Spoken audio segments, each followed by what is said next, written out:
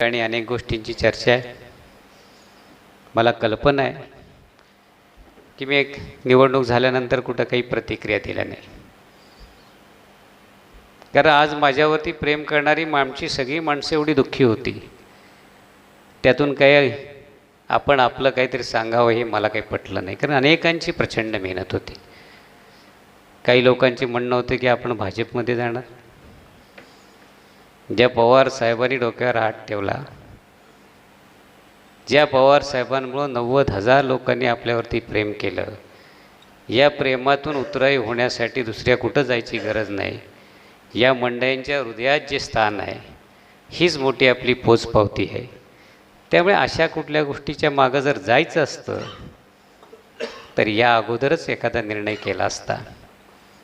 पण महाराष्ट्राच्या हितासाठी आणि महाराष्ट्रासाठी जे लढत आहेत या सगळ्यांना साथ देण्यासाठी मला समोरची लढाई किती मोठी याची कल्पना होती विधानसभेची. तरीसुद्धा मी फक्त ज्या पवारसाहेबांना मानत आलो, ज्या विचाराला मानत आलो, त्या विचाराची लढाई लढलो.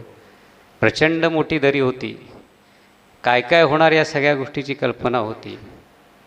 किती ताकद समोरच्यांकडे याची मला कल्पना होती. तरीसुद्धा मला माहीत होतं की मी लढणार आहे ती माझ्या विचारांच्या लढाईसाठी, आणि आज तीच लढाई मला पुढं घेऊन जायचं आहे. राजकीय स्थित्यंतर बदलतील राहतील काही माहीत नाहीत. त्या राजकीय स्थित्यंतरामध्ये आपलं भविष्य काही आहे ते माहीत नाही. पण एक मात्र निश्चित आहे की ज्या लोकांनी साथ केली त्या लोकांच्या विश्वासाचं काम ह्या पुढं करत राहणार. त्या लोकांचा विश्वास जपण्याचं काम ह्या पुढच्या काळात करत राहणार. आणि आदरणीय पवारसाहेबांच्या पाठीने आजपर्यंत पवारसाहेबांच्या पाठी जशा पद्धतीनं उभा राहिलो त्याच पद्धतीने याही पुढच्या काळात पवारसाहेबांच्याच सोबत राहणार, एवढं आपल्याला या ठिकाणी सांगतो.